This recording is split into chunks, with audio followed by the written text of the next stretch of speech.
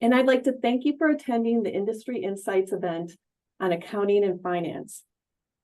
Industry Insights is a collaboration of career services offices across the UW system. It features employer partners sharing hiring trends, projections for roles, and skills needed in specific industries. The outline for the event today includes introductions from our employer partners, a panel session, and a Q&A about the accounting and finance industry. If you have any questions during the Q&A portion of the event, please go ahead and put it in the chat or feel free to unmute to ask your question. I'd like to begin by thanking my colleagues, Alyssa from UW La Crosse and Kim from UW Whitewater. It's truly been a joy to work with you and a pleasure as well. So to begin with, I will turn it over to our panel moderator, Alyssa from UW Eau Claire. Hi, everybody. My name is Alyssa Slobby. I am a career counselor in the Advising, Retention, and Career Center at UW Eau Claire.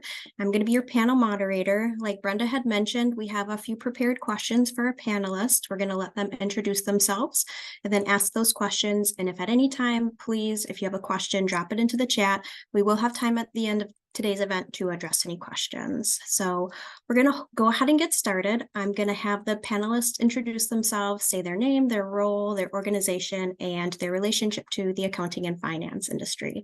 So we're going to go ahead and kick it off with Jill. Good morning, everybody. It's great to see so many familiar names and faces. Great to kick off our morning with this call today. As Alyssa mentioned, my name is Jill Dequaine. I'm the Regional Campus Director here at CLA. I oversee our campus recruiting efforts for the Midwest, so Iowa, Minnesota, and Wisconsin. 2 of our 5 recruiters are probably familiar names to you, Tony Stangor and Stephanie Lighthall. I get the pleasure of overseeing the recruiting efforts at La Crosse, and they manage all those other Wisconsin recruiting relationships. CLA is a public accounting firm across the country, 8th largest accounting firm, 130 locations across the country. Something unique about us is we don't have a headquarters. So if you look at any surveys and you're trying to find where our headquarters is at, we believe our leadership really comes from across the country. So our leadership teams are really ingrained in their local communities and working with their clients and our family members to help them find their way at CLA. So happy to kick off my morning with all of you. Thanks for the invitation. Oh, I forgot to mention the other piece of it, how we get involved with our students. As far as student relationships, we have a lot of alum that attend different campus recruiting events. We have our campus recruiters. We engage with our students as soon as we get accepted offers. We have a campus advisor program with all of them. Last year, we attended over 230 campus events, so either hosted by all of you and your campuses or hosted here at CLA. So, Alyssa, I think I answered all the questions. You got it. All right, thank you. We're going to move forward with Leah.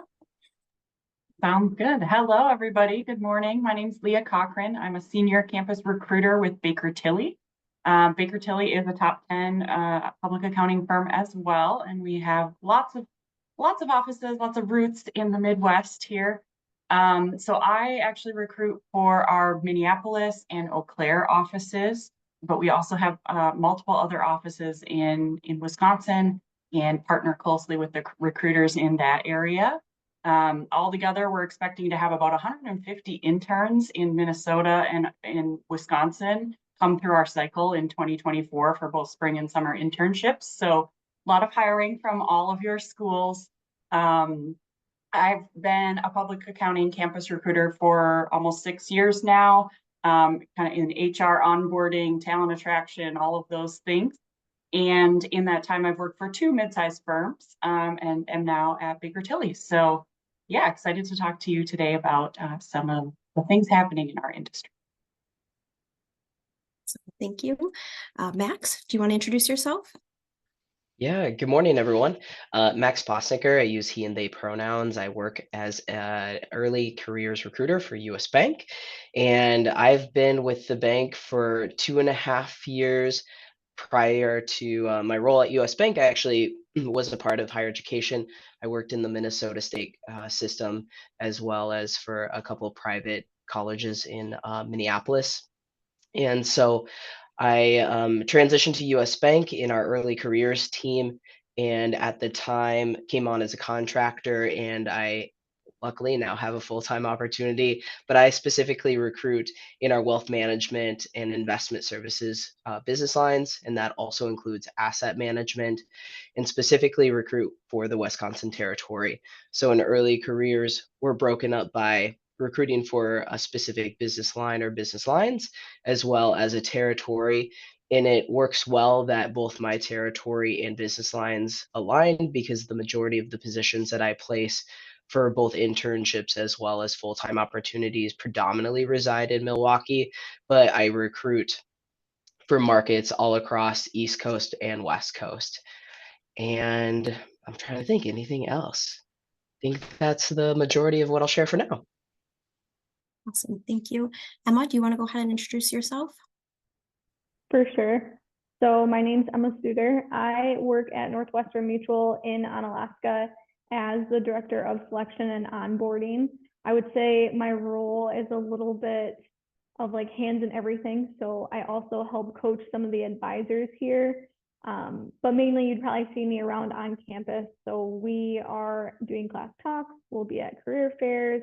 Sometimes with our current interns, you might just see us like getting lunch with them or doing something like that. So that's kind of how we engage on campus. In the years going, our office is pretty much all UWL alum. So that's really cool. And they just stayed in the area, helped us grow over time.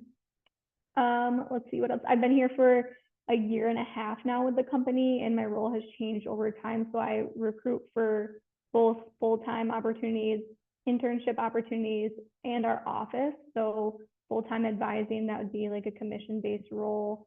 I might also recruit for an admin role, which would then be like a salaried role. And then we have two different internships.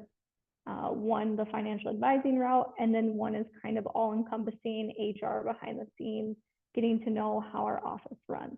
But I'm excited to be here today and just hear about and be able to share like our growth, our vision, and where we're going.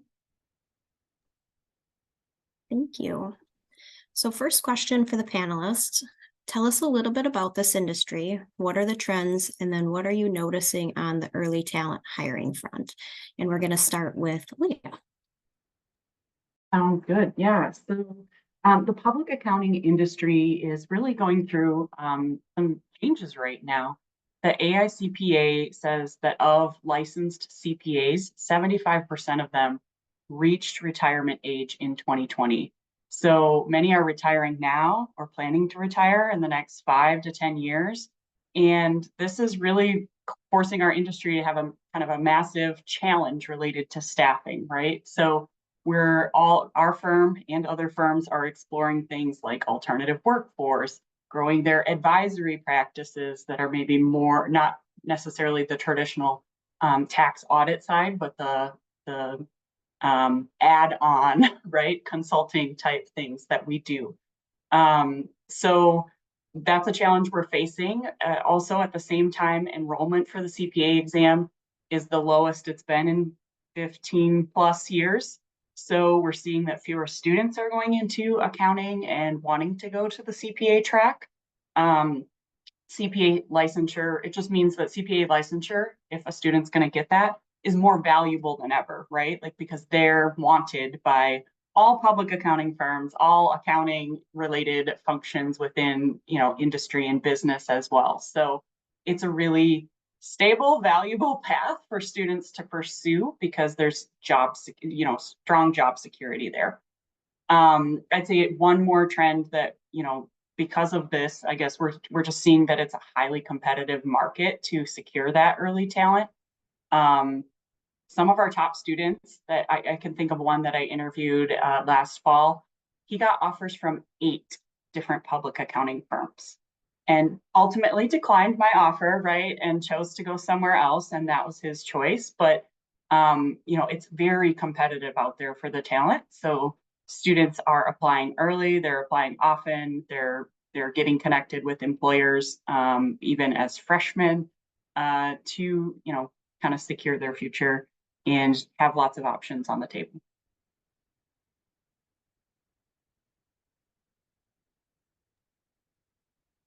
X, do you want to add?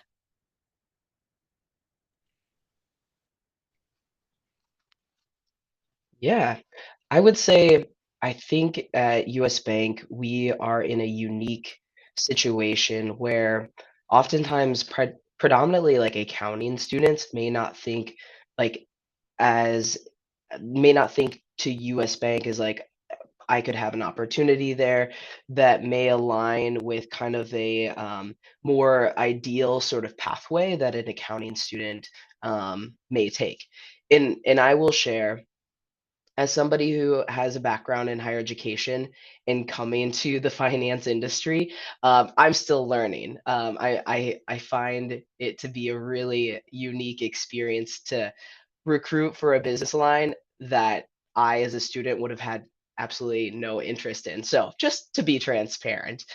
Um, so I think that one challenge that I face in particular is our business has a high need and interest in bringing in more accounting students. And for a number of things. I think it could be, the titles of our roles, or it could be just maybe inherently kind of the path that accounting students may envision themselves to take. Among a number of other things, we really struggle to get in accounting students. So the business line that I recruit for in Milwaukee is our Global Fund Services division.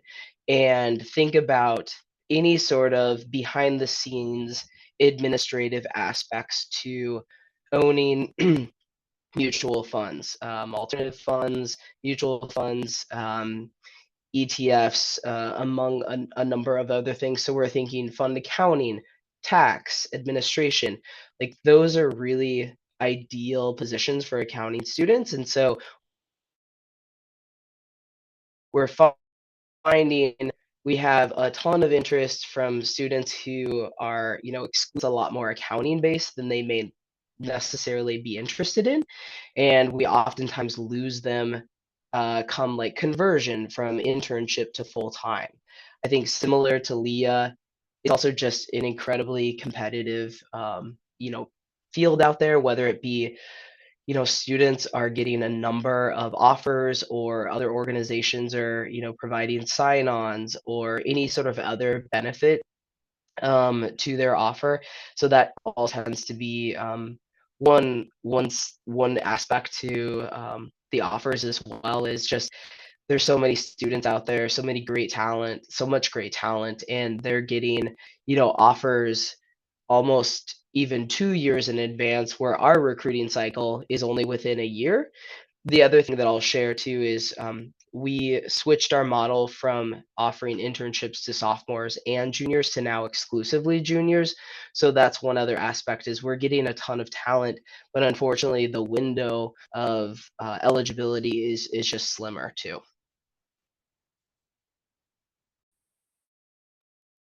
Thank you. Jill or Emma, anything you would like to add? Okay, we will move on to the next question. What got you interested in the accounting and finance industry, and how did you get to where you are today? And we'll start with Jill. All right. So prior to joining CLA, I worked in a private cardiology office for about 10 years as an HR manager.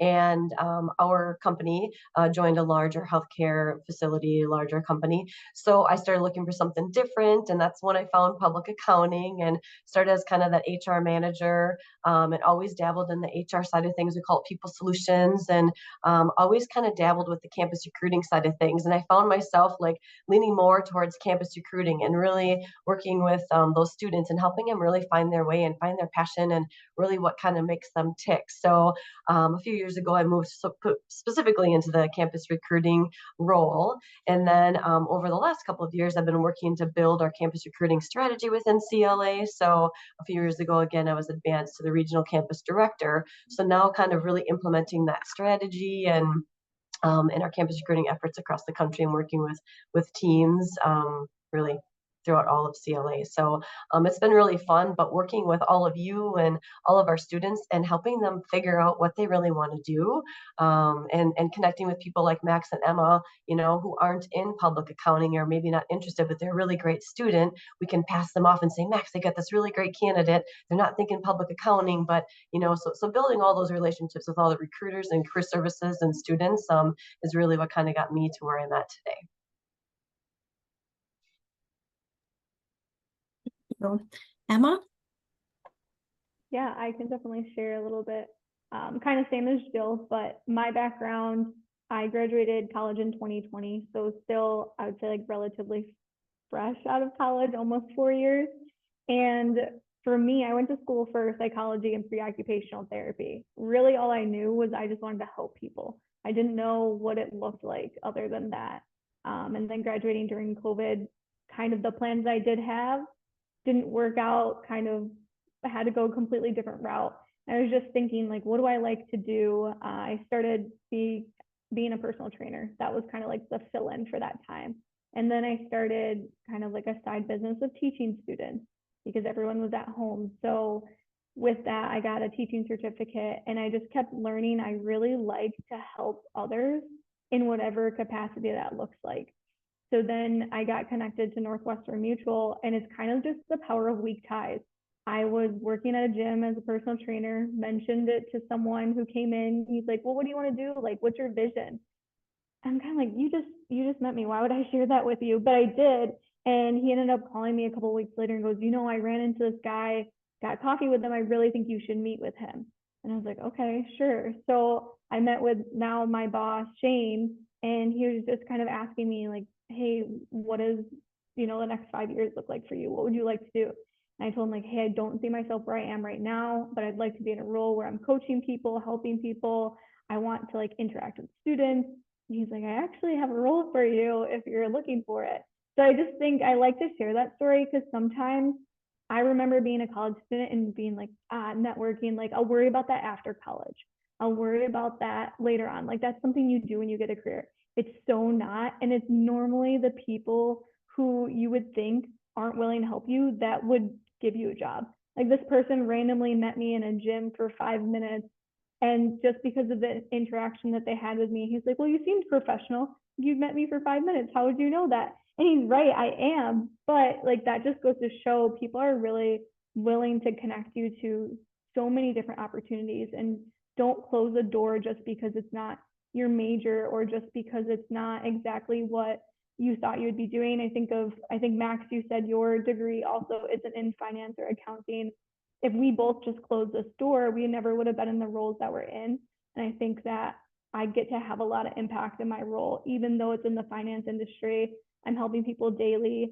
I'm learning a lot about the industry. And like Jill said, connecting with campus and other recruiters, other people who are in roles, it's like we really just build each other up. And I think it's a fun community to be a part of.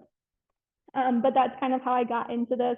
And how I got to where I am today is also just asking and sharing. Like I shared that vision with someone in the gym for 5 minutes, but I also share my vision with my boss all the time. Like I've told him, hey, I really enjoy this part of my job. I just want to let you know. I also really don't enjoy this part of my job.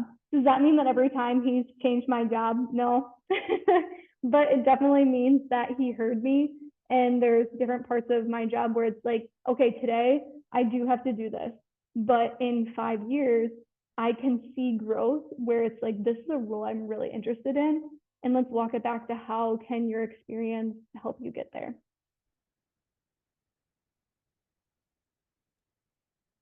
Great, thank you. Leah or Max, would you like to add? Okay, so we're going to move on to our next question. What type of majors are you seeing in this field? And once again, we'll start with Jill. So yes, the majors that we're seeing is accounting, finance. People that are applying to those positions are the traditional accounting, finance students. We're seeing econ majors, we're seeing data analytics. And when we look at, dispositioning candidates or considering people for different positions, we're more open to the variety of different majors and people that are applying to our positions, because you just never know. I think of a student that I talked to just a couple of years ago. maybe like 6-7 years ago now. But she came to one of our events and we were talking, and she was a business administration major. So we got talking about a major in accounting. And, I think sometimes students pick a major, they pick a thing, data analytics is the new cool buzzword. So I think everyone's like, oh, I want to be that person. And do they really know what they could be doing with that major? So after connecting with her, she's like, wow, maybe accounting is really something I could do. So I don't know that they always know what they can do with that specific major. So again, connecting with these students and helping them find their way and listening to what they're looking for. And I planted a couple seeds, and she attended a few more events and things. And now she's here, been here. She came as an internal operations intern, and then an intern for 2 years, and a full-fledged accountant, passed her CPA exam, and never even realized that that was something that she could do. So I think we all just have a really cool opportunity to listen to whomever is applying to our positions, and maybe help them kind of find their way. That maybe it's not data analytics, maybe it's not econ. Oh, I didn't know I could do all this in accounting. So seeing a lot of different students applying different majors, but I'm really entertaining all of them to see what it really is, why they applied to our position, what about that role was intriguing to them. So that's what we're seeing. Thank you. Emma? Yeah, I think like what Jill said, when I speak with people, I think a cool part about being a recruiter is you give the gift of vision, and you can kind of be that outside source to connect them to, oh, you're doing this major, like you actually could do this role if it's something you're interested in. Or maybe also telling them like, you're right with your major and where you want to go, like we definitely aren't the fit. And I think sometimes students or people will think of recruiters as like, well, they are recruiting you to come in to do the job. But I'm sure Jill has told people no, because she knows that where they want to go just doesn't align with the company or the role. And I'm sure any recruiter here could definitely say the same. But I would say for us, the majors that we're seeing the most are finance, marketing, ironically, because they have the people skills and we can teach the finance. And then just any major in business is kind of what we're seeing. Okay. Next question. What does the recruiting process look like for candidates at your organization? And then second part of that is, what tips do you have for career services professionals coaching students prepare for that recruiting process? And we'll go ahead and start with Leah. Yeah, this is a great question. So at Baker Tilly, we do a lot of campus events. We have virtual info sessions kind of running constantly so that students can, if they're just trying to get a taste of what this is about, they can learn a little bit more. We just launched a webinar series that talks about that's for student candidates, where they can come learn about like specialty practice areas within our series. So that's kind of cool too. But for internship and entry-level hiring, really students can expect to apply. Their application is going to be reviewed like by a recruiter like me or Jill or anyone on that side. Their application, if the recruiter says this person seems to kind of tick the boxes, meet those minimum qualifications, then the recruiter is going to reach out and schedule a phone call with them or a video interview perhaps. And if that goes well, again, we're just trying to assess, like, does this seem like a right fit for the student?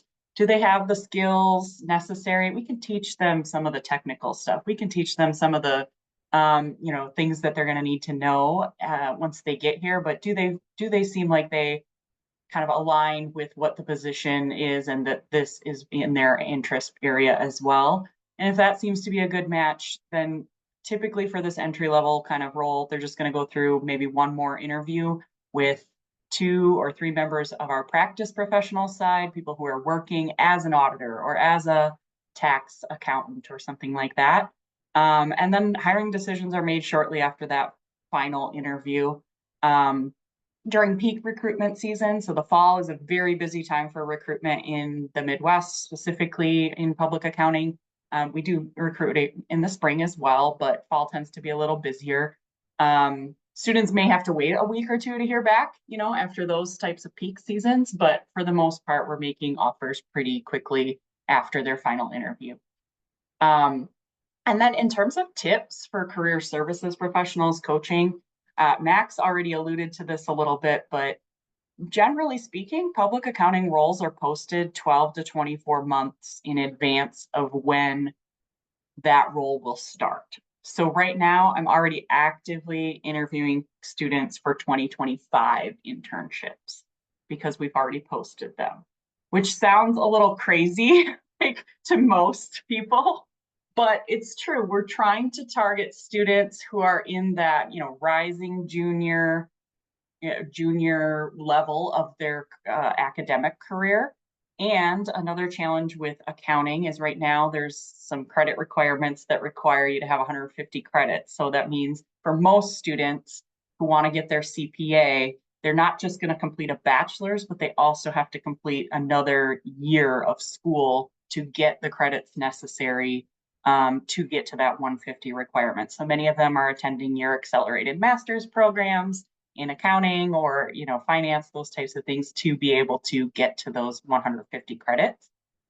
So just helping students understand, if you as career services professionals, as professors, understand that this process starts really early and that they need to start networking as early as they can. And that does mean going to career fairs when they are a freshman and sophomore. And it does mean applying for any summer leadership or spend a day or anything like that gets you connected. It also means getting involved in clubs early. If you wait till your junior or senior year to get involved with a club, you've missed out on those opportunities to network with employers that are coming in and speaking to those clubs and getting their kind of like hooks into kids early, right? Because now you've heard about those opportunities early and you've been able to go to their summer program and you've been able to engage with them on campus, like Jill said, multiple times for that student that she hired and is now working full-time. So that's something that I think is really important, is that early networking, understanding the cycle starts early. I think it's also understanding that for public accounting, spring internships really still reign supreme. So if you can help students find a way to work a spring internship for credit into their academic plan, that's going to set them up for great success down the road. Spring is our busiest season. The internships are longer. They get more variety of work. They are able to build, like Lego bricks on their skills, right? And if there are summer internship opportunities as well, but they tend to be shorter. They tend to be more focused on professional development and not so much the technical work, right? So it's just a balance. So if you can help students understand that if truly they want to go the CPA route, they should try to fit in a spring internship, and that can be part of their academic plan. And so many of your colleges offer internship for credit, but they just don't know about that, right? Like they're not thinking, they're thinking, I have to take a summer internship because I'm going to school during the school year. So kind of helping them navigate that is really a big thing as well. Great. Max, anything to share? Yeah, I certainly echo a lot what Leah shared. At US Bank, our internship program is during the summer. So that's certainly one thing that you'll notice across the board is every organization is different. Some only have internships during the summer, some have them during the academic year. But we are a 10-week internship program during the summer. We do have other pipeline programs that we are either actively working to stand up or have been running for the past couple of years that really target underrepresented populations, giving them what is a day in the life like sort of experience that could lead into those internship programs. But the kind of our bread and butter summer internship program is really targeting that junior level student. And I should reframe, is basically when we say junior, it's meaning at the end of the summer, the student would have either 1 to 2 academic semesters left. And the reason being is because we ideally would love to extend a conversion to full-time opportunity. So each of our business lines are a little bit different. my business line does look for December and like fall or spring graduates because they could start either January or June. Some other business lines only allow spring graduates because our full-time programs are either developmental or rotational programs. And so because it's a cohort model, they want them to start together essentially to be able to go through the curriculum and rotate on a particular time frame. Outside of that, I'd certainly echo, start getting connected and networking early. I know for myself, I feel having come from higher education, my work in higher ed was doing LGBT services, equity and inclusion work. So I find that that is really the foundation of my work as a recruiter is trying to advocate and educate the business line. So similar to I think other folks, we certainly ideally target accounting, finance, econ, stats, business types of majors. But I think at the end of the day, as long as a student, regardless of their major, can really articulate why they're interested, and how they would, benefit or, be a part of the program in a way that really is going to get at the core value and the mission of the work of the business line. So when they can really tailor, their elevator pitch or their mission statement in their resume or their cover letter, that's something that I really like to emphasize with students. And I say that as somebody who is a theater communication studies undergrad and got a master's in higher education, and now I work at a bank. Somebody who like hated math classes and now I recruit for like finance based roles, right? So again, I think being aware that the stereotypical majors are not necessarily the only groups of students that we bring in, because I really focus on the behavioral aspects. We start our roles get posted anywhere as early as July and or August. They usually close in September, and we try to fill the bulk of our roles in fall. So like right now, about 75 to 80% of both my internship and full-time roles are filled, and those are roles that would start in the next summer. Additionally, then we try to reserve, because it's also an equity-based issue, when you explicitly recruit and only fill positions in a certain time frame, we want to be thoughtful and cognizant of the students who may not have access to resources to be able to get into the career center, to be able to start applying for those opportunities super early in the season. And we know that obviously a lot of the really great talent is probably going to be scooped up, but it's also an equity-based issue that we want to think about balancing. So it's always a good idea to not try to fill 100% of our roles like right away in the fall. The other piece that I'll share, and this has been something that actually my team and I just talked about at our offsite, we're finding that one, a lot of companies are scaling back their internships, and therefore like students are applying to anything and everything.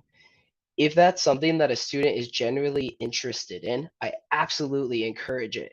But what we're finding is, because the opportunities are being reduced, everybody's applying to everything and may not have a really good like why statement as to like why they're genuinely like interested in that opportunity. And so what's happening is we're seeing a lot of like internal competition.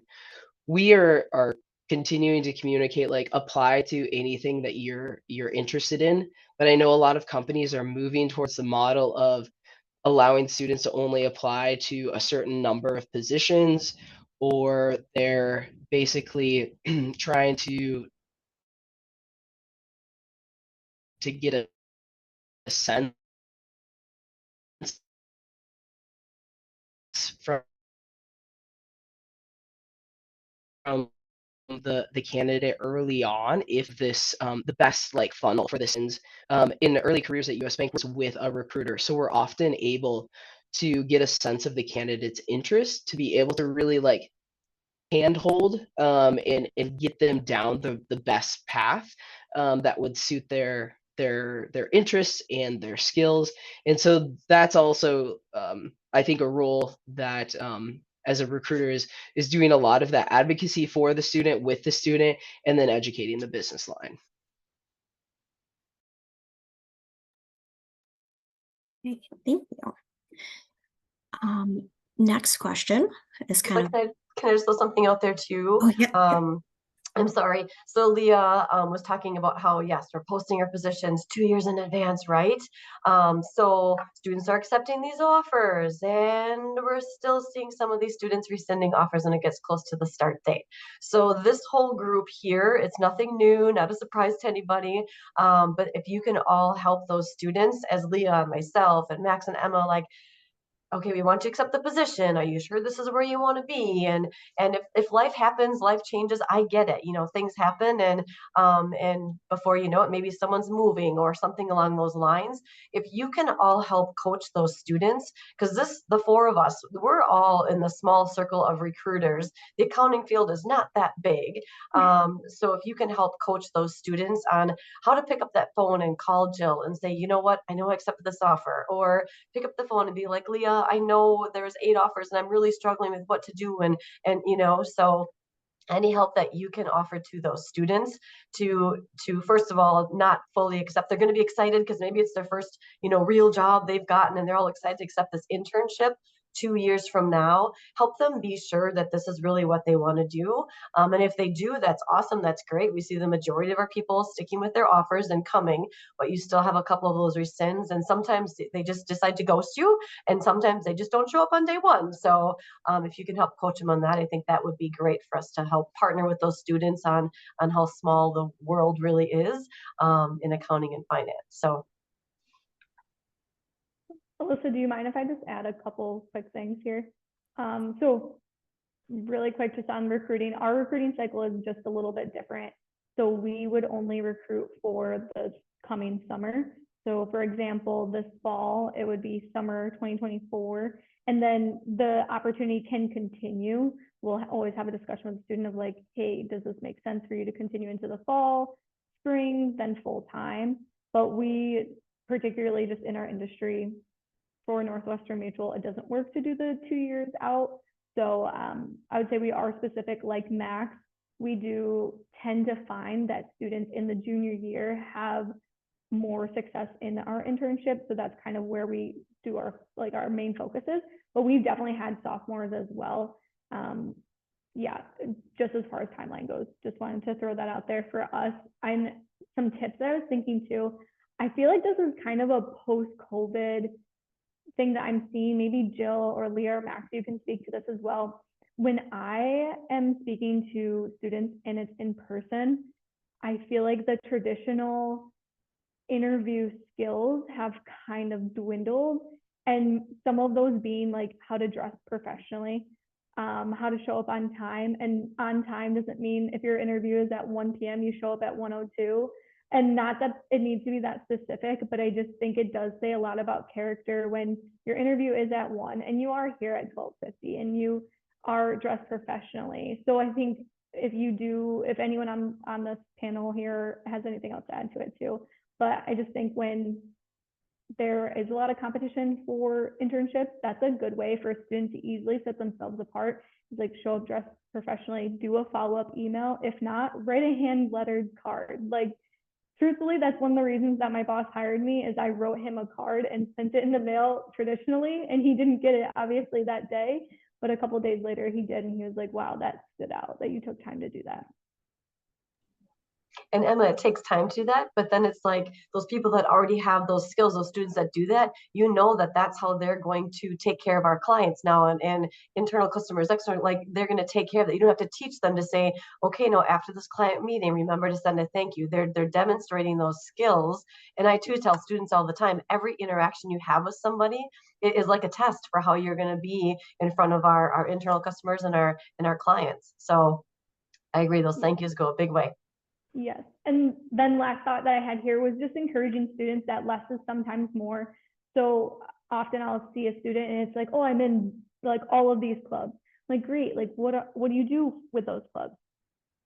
Well, I go to like the meetings on Tuesdays. I'm like, okay, but then I have another candidate that's like, well, I'm in these two clubs, but I'm on the board and we're doing these events. It's like, oh, so you're actually gaining the skills necessary for a job opportunity or for a career afterwards instead of just building your resume.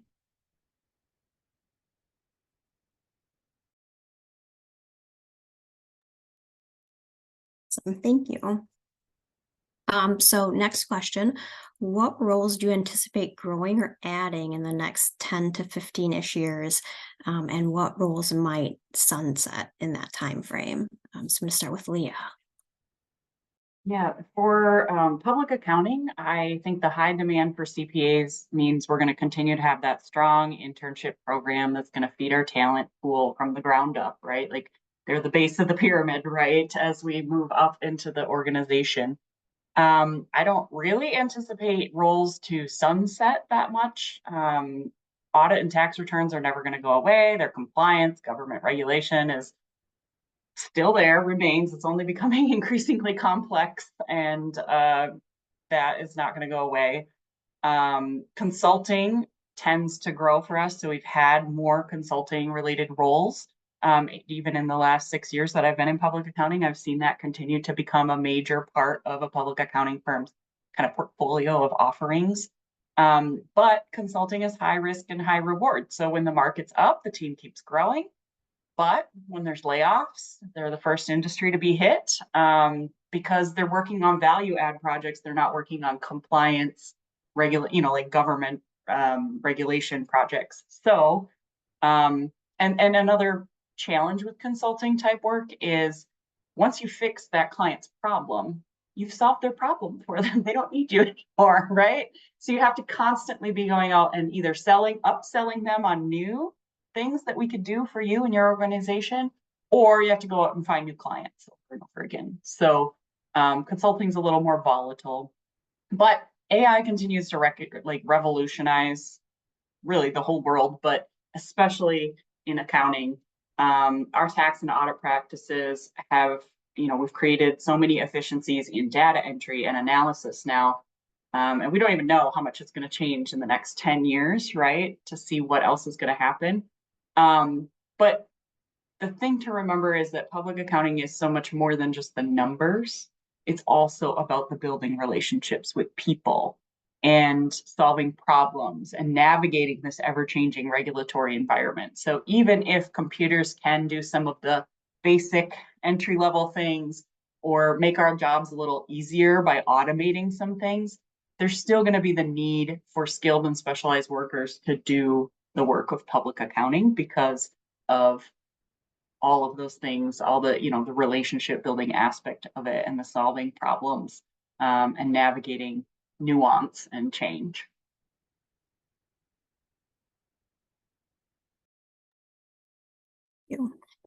Max? Yeah, I would certainly echo a lot of what Leah is sharing. I know at US Bank in particular, we're fortunate that we have a great deal of support from our senior leadership. And so what that looks like is a commitment to continuing to have a really strong early careers internship program and continuing to build upon our development and rotational full-time programs. One thing that we're really starting to lean into is I feel early careers is oftentimes a little bit more siloed from the rest of the recruiters because our recruiting cycle, the candidates, and a number of other things look very different than other business line recruiters are recruiting for. And so as we continue to enhance those full-time programs, the business is really wanting to invest in early talent. And by investing in them, how do we retain them and keep them past 3 to 5 years? So I see a number of, I would say the number of openings are very much going to stay consistent, if not grow, just because of the level of communication that communication and support we've received from senior leaders. But let's be real, like 10 to 15 years for this generation is a long career at one company. And while many of our companies are large and candidates can move around and grow into leadership positions, I think realistically, and myself included, like I think that the days of being at a company for 10 to 15 years is a really long commitment. And so it's hard to really say. I would love to see us like continuing to like bring in amazing talent. They stay for a period of time, but more than likely they're going to continue to cycle out for other opportunities at other organizations.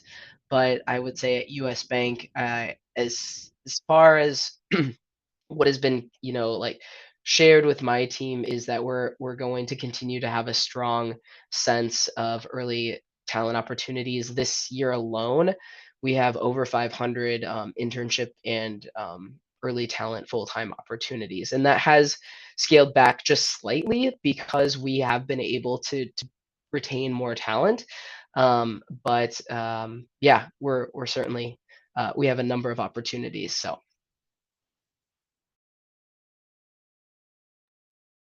Thank you. Jill, Emma, anything to add? We'll move on to the next question. What types of projects will students be working on in internships and entry-level positions? And then are students generally working alone or as a part of a team? And Jill, I'll let you start this. All right, sounds good. So we have a couple of different opportunities for students to come into CLA. So I had mentioned earlier that internal operations internship type of position, that's generally geared towards like our freshmen and our sophomore students that don't quite have enough of those accounting classes to really be able to do a tax internship or an audit internship. So they are doing more of the scanning in the documents, and they get to be here. They're doing the e-filing, and they're here to listen to, I'll say, the accounting speak, and they understand the different forms we're talking about, and they get a really cool foundation for all of that. So more of the tasks of entering tax binders and just doing different, more of that administrative kind of stuff. So that's kind of freshman, sophomore. And then by the time they get a few of those classes under their belt, they can come as either a tax intern or an audit intern. So the tax internship role is they're completing the tax returns, individual returns, corporate returns, partnership returns. That's more of an independent job. They work collaboratively on a team, but they're doing those individual returns by themselves. They'll get to go to client meetings, and they'll get to hear how the principals talk with our clients and kind of pick up on those types of things. But it's truly more of an independent type of role in that tax internship. The audit internships, they're doing compilations, reviews, and audits, and they're more on a team. So our interns and our brand new associates are doing that same type of work. And they're going out to those clients, and they're sitting side by side with the different audit teams that might be switching clients every other week or whatnot. So they're really working more in that team setting, and going off to those client sites, and client relationships is more what that audit relationship or that audit internship is more about. We have our biz ops internship. That is more of the accounts payable, the accounts receivable, the bookkeeping, those types of tasks is what our biz ops interns do. That too is a little more independent. You're a little more one-on-one. You have a lot of people surrounding you to help with questions, but you're doing that role a little more independently too. So the biz ops internship, the tax internship, and then the internal operations are a little more independent, where that audit internship is a little more of a group setting. So we've been trying over the last couple of years, you kind of roll with the punches and the changes. And a few years ago, everybody wanted this blended internship. So they wanted to do tax and audit. Well, now at the end of their internships, we're asking about their experience, and students are realizing that to do both of them is a little too much. So they're wanting to go back to, I want just a tax internship, or I want just that audit internship. If they want a variety, we'll try to get them involved with both. But again, that was something that Big Four was doing a couple of years ago. This blended thing was the big buzzword. So we hopped on the bandwagon too. And now we're realizing that students are, I would say 3/4 of them are really wanting to either specialize in tax or audit, and then make decisions after they've had that experience. Thank you. Emma? Yeah, so our internship, we have, like I was saying, 2 different routes, but for the most part, it's the financial representative internship, and breaking that into 2 different parts as well. It really is just the same opportunity that you would get as a full-time career advisor here. So you're expected to be in the office as you would full-time representative in the summer. You're going to get licensed as a full-time representative would. That's something that they can take. It's valid for 2 years. So say that the internship isn't a fit, but they still want to go in this industry. Perfect. Like, cool. You didn't have to pay for your licensing. We did. So they can take that with them. But what we found is that not only is it important for them to learn the skills of how to be an advisor, a financial rep, and get like in industry skills, but it's also important for them to have personal development. So in our internship, we spend about 5 to 10 hours per week on personal development. So that can look like one-on-one time with a financial representative here to speak on vision. Or that can look like group setting on Monday. All of our interns on Monday have a PACE session, we call it. So it's an hour-long session going over a reflection, going over building networking skills, going over language. Like I work with them to look at their resume. If they get to a part of the internship and we know at the end of the summer, hey, like this isn't a fit, you don't think it's a fit, I'll sit down with them and we'll look at their resume and we'll say, okay, first, like, how does your resume look overall? Second, how can we make sure that we're using what you did here as a highlight?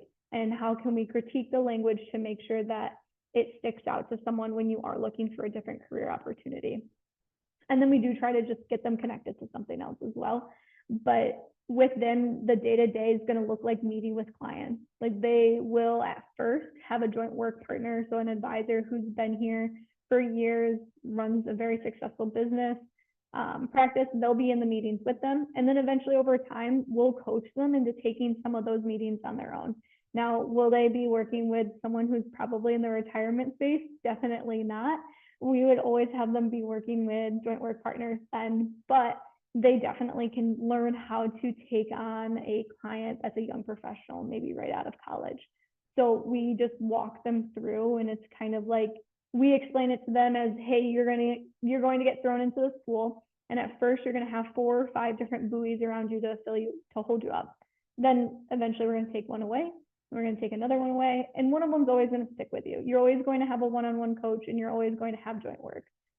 So with the question of are they working in groups or are they working one-on-one, some of the stuff like case prep, it's going to be one-on-one or with their coach, but those personal development sessions, that's going to be in a group and or one-on-one with their coach. So thank you.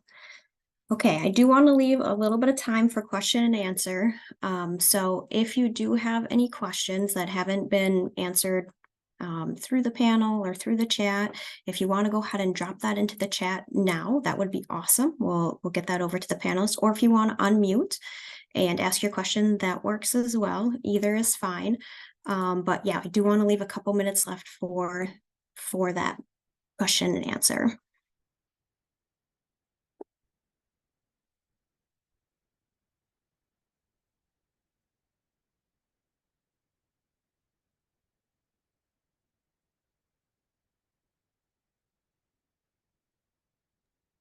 I'll start us off with a quick one that I got here. What are the students doing well with the skills that they're bringing to your organization, and where might they be lacking a little bit that we need to work with them? And just rapid fire quick answers. Quick answer would be communication skills. I feel like can always be built, how to communicate professionally. And I think in technology, there's like a new level to that. So teaching them that, but I do think what they do really well is they're eager to learn. Yeah, I'd build on that. Say technology seems to be an area of strength for Gen Z. They can hit the ground running. They're quick learners. But communication, and specifically kind of fearful to communicate, I've noticed, like not being able to articulate what they want or need or ask for the help that they need. is an area, and kind of like that decision paralysis. I think Jill alluded to this. I want to do both tax. I want to try tax, audit. I'm going to apply for 10 different firms and get offers from 8 of them. And now I don't know what to do, so that decision paralysis, the fearful of making a wrong decision or feeling like they need to experience everything before they make a decision. And it's like, trust yourself, know what feels right in the moment and which one you're most excited about, and go there. And it doesn't have to be your permanent path, right? Yeah, And agree with what I know your answer, but I have to I really want to, because we've been working a lot from the psychological end and working with, we've got some really, really great educational experts that are working with us. Some of the things that you're talking about that they can't come in with at that age. And their frontal lobes aren't done baking yet. And we can work with them, we can try, but those things probably aren't going to be fixed.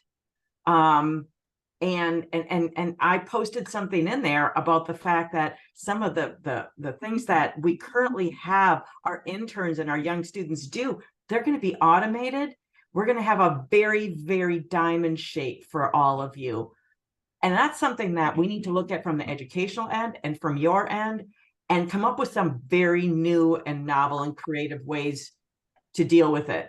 Because we can't do things the same way that we've done in the past, not with AI coming. And now I'll back off.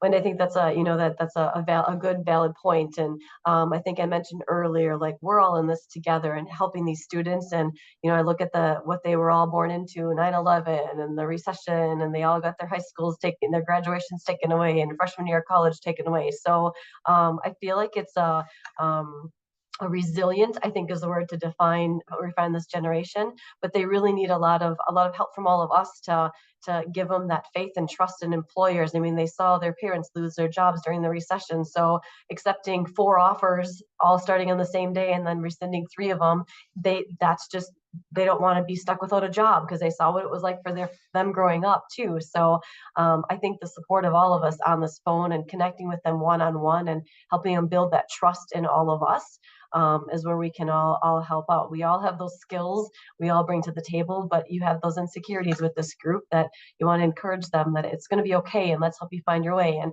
Emma said at the end of the internship, if someone's not maybe working out the way they're supposed to, she's taking that time. So is Leah and Max to help that person maybe find that next step. So yeah, it's going to be interesting. And I think this group, we all just really need to stick together and help those students.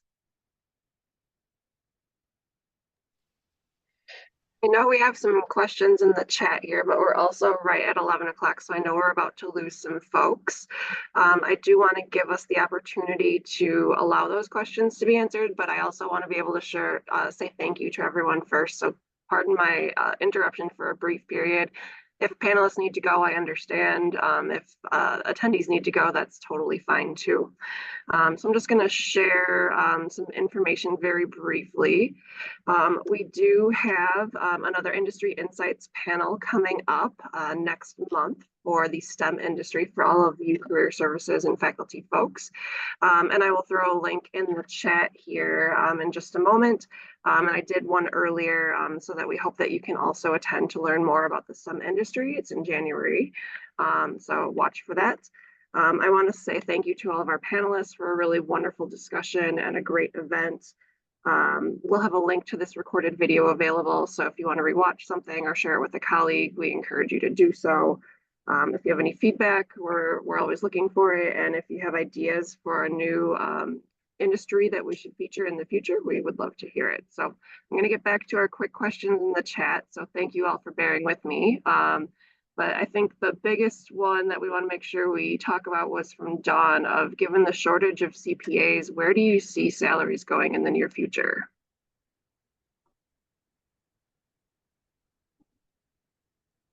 I'll speak up on our compensation process. We have several different surveys that we're involved in, again, across the country, a variety of different surveys that we look at. We have a whole compensation team that really takes a look at where the benchmarks are and creating those benchmarks. And we stay the course of our philosophies of compensation. And we see what the market is doing, but again, our philosophy of equitable pay and things, we don't necessarily, oh, this is the new hot thing, everyone's doing this, we have to go do this route now, we got to go down this route, we got to take this path. We stay the course with our compensation philosophies within CLA, and it is what we do. So I get it, there's different trends and due to shortages and stuff, but our philosophy is really just staying the course of what we've established at CLA, of reviewing compensation and looking within the salary guides. And you're going to have blips and trends. I've been doing this for 15 years, and there was, back 10 years ago, there was the, here's your offer for today, and here's your bonus, and if you don't sign today, tomorrow's bonus is going to be 900 instead of 1,000, and Wednesday is going to be 800, and then it's going to be 700. That, if people are taking a job because of the compensation, then I guess that's something they need to really talk about, or come to terms with themselves. So we're really looking for people that are looking for more of a career path and an inspired career, and those things we can offer in addition to a salary.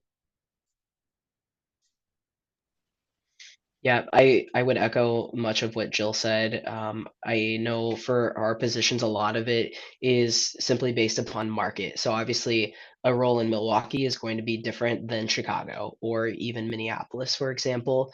But what I can share is this year, I know many companies are offering this. This was the first year that we offered like a housing or relocation stipend for all of our interns, regardless if they're actually relocating, to provide a more equitable opportunity to potentially have to, sign a short-term lease for where they're living for the summer, or move out of the residence halls into the community, or whatever it might be. So that has been a huge win for both students and us, as we've seen our acceptance rate grow. It certainly is not, it could be better, don't get me wrong, but it is something that we haven't been able to offer historically. Our hourly rate for our internships went up this year, which has also been helpful. But then from the full-time perspective, we offer a consistent salary for each market, because of wanting to provide an equitable experience. But because we are implementing like a development program, rotational program, where candidates are getting certifications and skills on site, those are ways for them to like really grow and leverage to be able to climb from there. So that's really the ways we say, this is what everybody comes in at from an equitable experience. But really, like, we are giving all of these opportunities for you, then it's really us as a company advocating and helping those hires really learn how to advocate for themselves then, and continue to grow within the company, which then obviously comes with raises and bonuses and other benefit opportunities.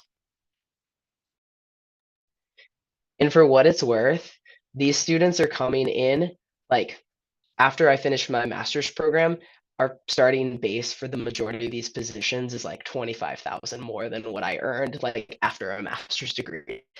And don't get me wrong, many folks have here on the call, like, we all know we didn't go into education for the money. But if that just sets the tone, and I'm like, most days they're negotiating, and I'm like, good for you. And I'm also like slightly wanting to shake them to be like, this is such a good salary already.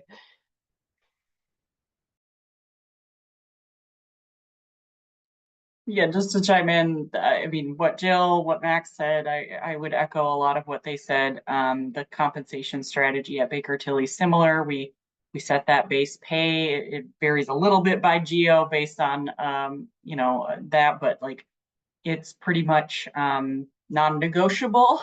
But the things that we can offer are some things like a sign-on bonus, a CPA bonus. So we give them all the tools and resources they need to help pass the CPA exam. Our firm recently announced that we're increasing our paid time off to study for the exam for full-time employees from 40 hours to 160 hours annually. So that's crazy. Like, we're investing in them to help them get their CPA. There's a bonus when they pass their CPA. We're paying for their notice to sit and their exam fees and their licensure and all those things. And we're also offering unfortunately, we don't have a housing allowance. That sounds like a cool program. I'd be interested to hear more about that, Max. But we do student loan repayment assistance. So full-time hires can get up to $100 a month paid by the firm for repaying their student loans. And one more thing too, I wanted to add, and in addition to what Leah said as well, is, you know, people are looking for that starting salary, and kudos to them for asking for something more or whatnot. And once they get settled, and it's those perks like the flex PTO, you know, and they want that work-life balance, that wellness. They want to be able to dictate their schedules and work when they want to work. So that's more of the flexibility that, right, Leah, we have our base. This is what it's going to be. You know, I mean, good for you for asking. Here's really what it's going to be. And these are all the other things, because again, they want to, maybe they want to work on Saturday and not Tuesday because they're a coach for their, you know, their soccer team, or they want to be off that day or something. So we really look at that flexibility and what people are wanting after we get past the here's your compensation, here's your salary. And I think really quick, I can't speak on the CPA salary, but just thinking about the students, a way that people can be helpful for them is like asking them that question, like, hey, if it's a senior, what do you value? Do you value, and it's okay to value money at some point, right? Like I remember when I joined here at Northwestern Mutual, I am from the East Coast, so it was different than La Crosse, Wisconsin. And when my boss first offered me my salary, I was like, this is disrespectful. And then we had to break it down and be like, okay, like cost of living is less here, and this is why this actually makes sense. And through time, we've also had discussion of like, okay, here's your growth opportunity. Do you want another week of PTO, or do you want this type of bonus? And I think giving students the skills to articulate their values is really, really helpful for us on the other end, because we can help them know what's out there. But what happens is when we don't know, we give them all this information, and then they're kind of like, oh my gosh, it's like when they applied to 10 different places and get 8 offers, it's overwhelming. So when we give them like, well, you could flex your PTO, and also, have you ever heard about benefits, and how are you planning for retirement? They're kind of like, what? And then they just pick what's normal. And they might not realize, oh, well, if I thought about it, my value actually isn't in the extra $5,000. It is in the extra week of PTO. Great. Well, awesome. Thank you again, everyone, for a really wonderful conversation. I know there's some really great insights that we gained out of this Industry Insights panel. So thank you for taking the time, and for all of you for staying a little bit later. I think everyone really appreciated it. So with that, I want to wish everyone a wonderful rest of the week. And feel free to reach out if you have ideas for future panels you'd like to hear about. Have a great day. Thanks, everybody. Great to see you.